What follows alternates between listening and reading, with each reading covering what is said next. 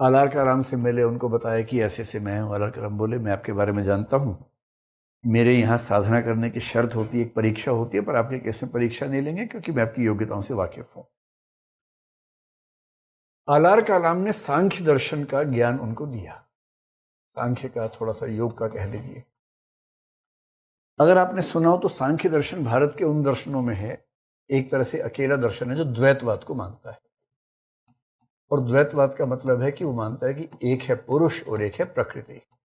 पुरुष का मतलब है चेतना, आत्मा। प्रकृति का मतलब है जड़ पदार्थ सारे के सारे। पुरुष और प्रकृति के संयोग से कैसे सृष्टि बनती है, इनके अयोग से कैसे सृष्टि खत्म होती है, प्रलय होती है, वो सारा सिद्धांत समझाया। बुद्ध ने समझ लिया। सांख्य योग मानता है कि जीवन में 3 प्रकार के दुख होते हैं और ये जो पूरा संसार है 3 तरह के दुखों से व्यस्त है, न्यस्त है। तो जब बुद्ध कहते हैं कि सर्वम दुखम दुखम, ध्यान रखना, सांख्य उसके पहले ही बोलता है सर्वम दुखम दुखम, केवल बुद्ध नहीं कह रहे। सांख्य बोलता है जीवन में केवल दुख है, 3 प्रकार के दुख हैं। एक होता है आध्यात्मिक, एक होता है आधिदैविक, एक होता है आधिभौतिक। और आचार्य कलाम ने, आलार कलाम ने इन तीनों दुखों का, ये तीनों दुख क्यों होते हैं, इन तीनों दुखों से मुक्ति के तरीके क्या हैं, वो सब भी बताया। फिर बताया कि मनुष्य की जो प्रकृति होती है उसमें प्रकृति के 3 तत्व सत्व रजस तमस काम करते हैं, और कैसे हम सारे मनुष्यों को, सारे जीव जंतुओं को, भौतिक वस्तुओं को सत्व रजस तमस के स्तर पर डिफाइन कर सकते हैं, समझ सकते हैं। ये तीनों सिद्धांत भारतीय दर्शन में सांख्य परंपरा के हैं। इसी सांख्य परंपरा में फिर एक तरीका होता है कि योग के रास्ते पर हम आगे चलेंगे, और योग के रास्ते पर आगे चल के अंततः एक ज्ञान प्राप्त होता है, जिस ज्ञान में समझ में आता है कि पुरुष को ये समझ में आता है कि मैं और प्रकृति भिन्न भिन्न है, वहां से मोक्ष की प्राप्ति होती है, कैवल्य की प्राप्ति होती है। ये सब समझा दिया। बुद्ध ने कहा कि जिसको आप मोक्ष कह रहे हैं उसकी प्राप्ति कैसे होगी, तो आलार कलाम ने कहा कि देखिए मैंने एक योग की विधि तैयार की है जिसमें 7 चरण होते हैं, और मेरा मानना है कि उसके 7वें चरण को पार करने के बाद मुक्ति प्राप्त हो जाती है, आप सीख सकते हैं। तो बुद्ध ने सीखा, पर बहुत ही कम दिनों में बुद्ध योग के उस 7वें स्तर तक पहुंच गए। 7वें स्तर तक पहुंच के उनको अच्छा लगा, आनंद मिला, लेकिन जब वापस आए तो उनको ये लगा कि कोई स्थायी मुक्ति नहीं है, और इससे मेरा दुख भले दूर हो जाए, इससे संसार का दुख दूर नहीं होने वाला है, ये तो बहुत ही इंडिविजुअल किस्म की मुक्ति है। तो बुद्ध ने उनसे कहा कि क्या आपके पास कुछ और सिखाने के लिए है? तो बोले और तो नहीं। तो बुद्ध ने कहा राम राम, अब मैं जा रहा हूं। फिर बुद्ध जिनके पास गए उनका नाम था उद्दक रामपुत्र। पता लगा था कि उद्दक रामपुत्र ने एक ऐसी विधि बनाई है जिसमें 8वीं सीढ़ी भी है ध्यान की। 7 सीढ़ियां वहां पर थी, एक 8वीं सीढ़ी भी है। इसको अज्ञेय योग कुछ लोग बोलते थे, कुछ लोग बोलते थे न संज्ञा, मतलब न असंज्ञा, 2 शब्द चलते हैं, न संज्ञा न असंज्ञा। बहुत मुश्किल में नहीं जाना है, एक शब्द केवल ध्यान अगर रख सकें तो वो शब्द होता है असंप्रज्ञात समाधि, जो योग दर्शन में समाधि का अंतिम स्तर माना जाता है। कुछ कुछ ये वही चीज है। बस समझ ले कि समाधि का वो बिंदु जिसके एकदम बाद मुक्ति मिल जाती है उसको बोलते हैं असंप्रज्ञात समाधि। लगभग उसी को न संज्ञा न असंज्ञा के नाम से यहां पर अभ्यास किया जा रहा था। तो बुद्ध को रुचि आई, बुद्ध ने कहा मैं सीखना चाहूंगा, उनको सिखाते हैं।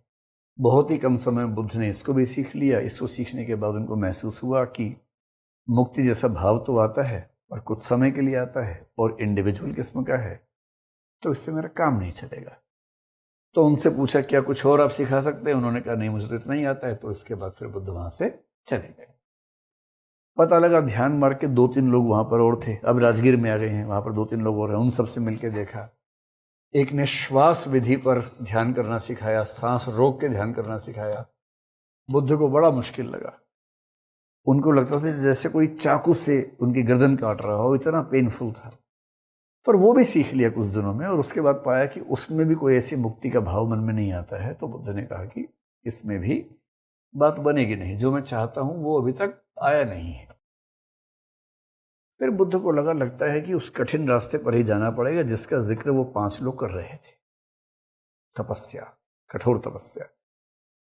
अब बुद्ध पहुंच गए उरुवेला, और उरुवेला लगभग, जिसको आजकल हम बोध गया कहते हैं, पहले गया कहते थे, उसके पास में एक जगह है।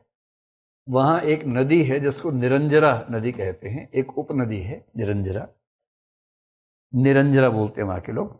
तो निरंजरा नदी के तट पर उरुवेला में बहुत सारे आश्रम थे। वो वहां गए और वहां देखा बहुत सारे आश्रम में, वहां बात करके एक जगह उन्होंने अपने स्थान फिक्स कर लिया कि मैं यहाँ रह के तपस्या करूंगा। अभी वो तपस्या शुरू ही करने वाले थे, वो 5 लोग उनको फिर से मिल गए।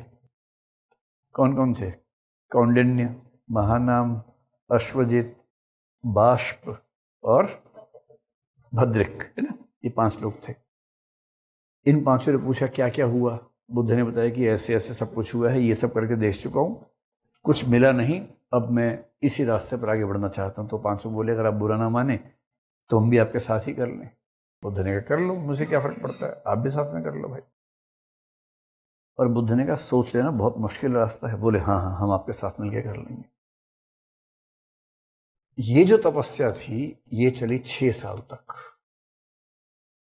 इसी तपस्या के लिए कहते हैं कि इतनी मुश्किल तपस्या शायद ही कोई कर पाएगा।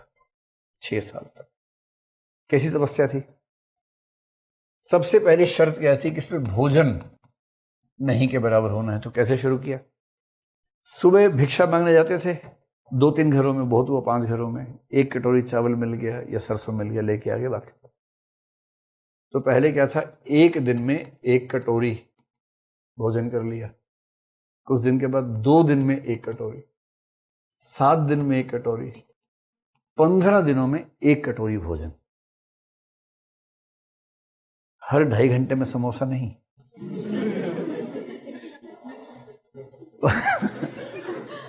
15 मुझे बस एक बार तुलना करके बता दूं ताकि याद रहे जिसकी बात कर रहे हैं और जिससे बात कर रहे हैं पता रहे कि अपना अपना स्तर क्या है। 15 दिनों में 1 बार खाना है, 1 कटोरी चावल खाना है। उसके बाद बात बढ़ते बढ़ते हो गई 1 दिन में 1 दाना।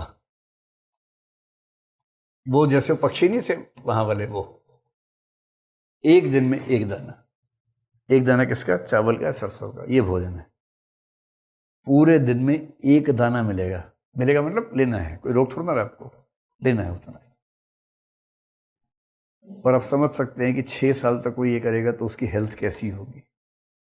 पेट और पीठ का अंतर खत्म हो जाता है।